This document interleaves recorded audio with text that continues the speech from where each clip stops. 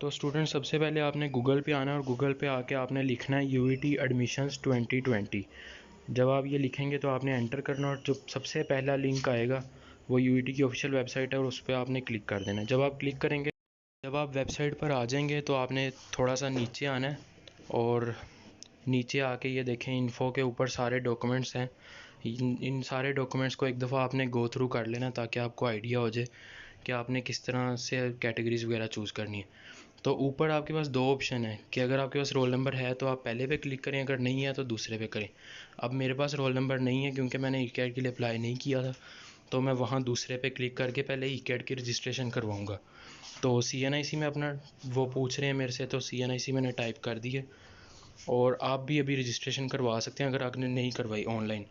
तो मैंने नेक्स्ट पे क्लिक किया, अब वो सारा फॉर्म मेरे सामने आ गया ई कैट वाला। उसके बाद नेम एंटर किया, कन्फर्म CNIC किया, ईमेल डाला और एड्रेस वगैरह सब कुछ खुद ही लिखा गया क्योंकि मेरा सेव है गूगल अकाउंट के अंदर, इसीलिए। उसके बाद जेंडर सेलेक्ट किया, डेट ऑफ बर्थ सेलेक्ट की।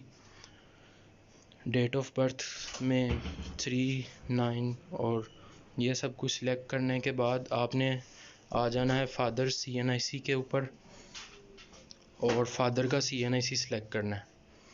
उसके बाद आपने परमानेंट एड्रेस टाइप करना है। अगर आपका वही है जो पोस्टल एड्रेस है तो आप सेम एज़ अबव लिख सकते हैं, उसमें कोई मसला नहीं है।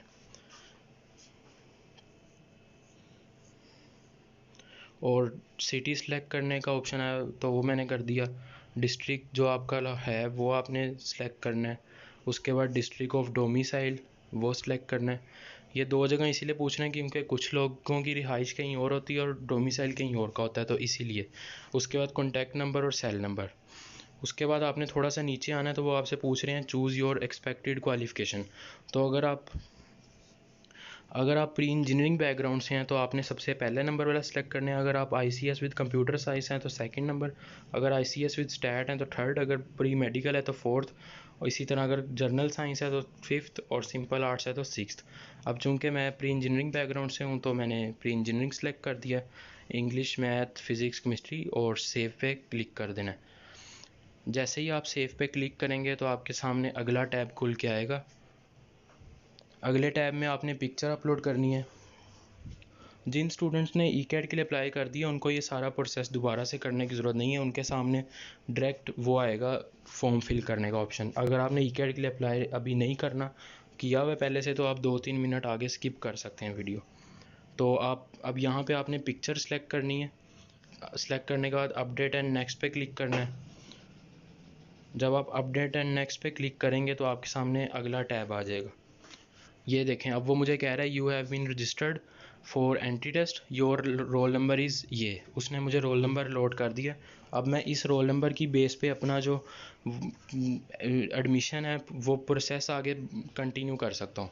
बाकी जो एडमिट कार्ड वगैरह मुझे मिलेगा वो मुझे UIT लाहौर से फ़िज़िकली जाके लेना पड़ेगा, ठीक है। लेकिन अप्लाई एडमिशन के लिए मेरा ऑलरेडी हो चुका है।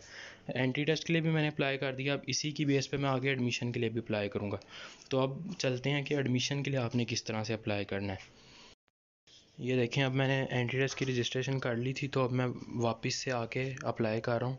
अब मैंने एंट्री टेस्ट का रोल नंबर टाइप किया, डेट ऑफ बर्थ टाइप की और CNIC टाइप किया। इस दफ़ा मैंने उस लिंक पे क्लिक किया है जहाँ पे लिखा हुआ था कि अगर आपके पास एंट्री टेस्ट का रोल नंबर है तो यहाँ क्लिक करें, और वहाँ क्लिक किया तो अब एडमिशन्स के लिए अप्लाई हो रहा है। पहले ई कैट के लिए अप्लाई किया था, अब एडमिशन्स के लिए अप्लाई हो रहा है। लॉगिन पे क्लिक किया तो सारा मेरा डाटा देख लें पहले से फिल हुआ है। अगर आपने ई कैट के लिए अप्लाई किया हुआ है तो आपके सामने ये इंटरफेस शो होगा। फिर गार्डियंस इनकम लिखनी है, मदर्स नेम लिखना है और ईमेल लिखना है। उसके बाद आपने लिखना है कि आपकी क्वालिफ़िकेशन क्या है।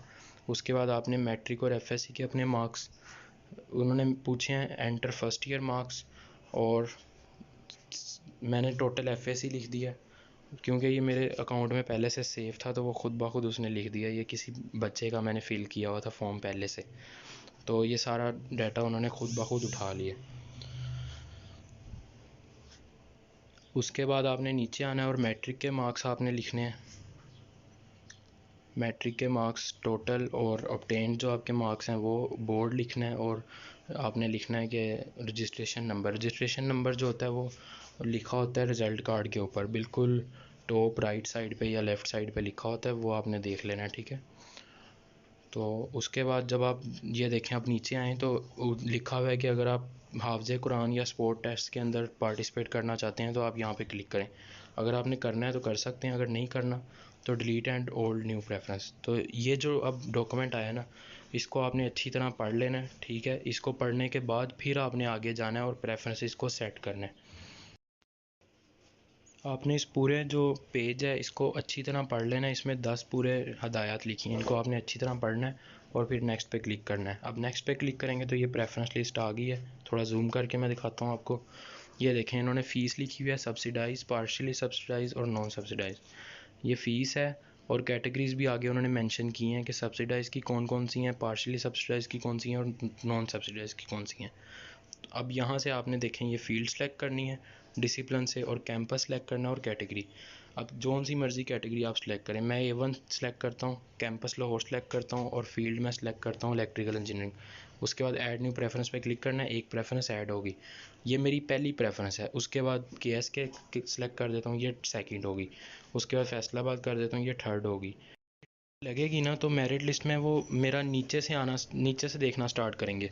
अगर वो देखेंगे फैसलाबाद में बन रहा है, अगर बन रहा हुआ तो फिर वो सेकंड पे देखेंगे, अगर सेकंड में बन रहा हुआ तो सेकंड में दे देंगे, नहीं तो फैसलाबाद में ही एडमिशन हो जाएगा। इसी तरह फर्दर लिस्ट में अपडेट होगा। आपने जितनी प्रेफरेंस देने हैं दे दें, उसके बाद no more preference, go to next page पे क्लिक करें। अब यहाँ पे वेरिफिकेशन कोड डालना है जो आपके प्रोस्पेक्टस की बैक साइड पे लिखा होगा। मेरे पास चूंकि प्रोस्पेक्टस नहीं है तो मैं वेरिफिकेशन कोड नहीं डाल सकता। आपने सिर्फ वो वेरिफिकेशन कोड डालना है, उसके बाद save and print application form पे क्लिक करना है। एक एप्लीकेशन फॉर्म प्रिंट हो जाएगा, उस पर आपके सारी डिटेल्स और प्रेफरेंस लिखी होंगी, वो आपने अपने पास रखना है एज अ रिकॉर्ड। वो बाद में आपको सबमिट करवाना पड़ेगा UET में। बस इतना सा प्रोसेस है। आज की वीडियो में इतना ही था, मिलते हैं किसी अगली वीडियो में, तब तक के लिए अल्लाह हाफ़िज़।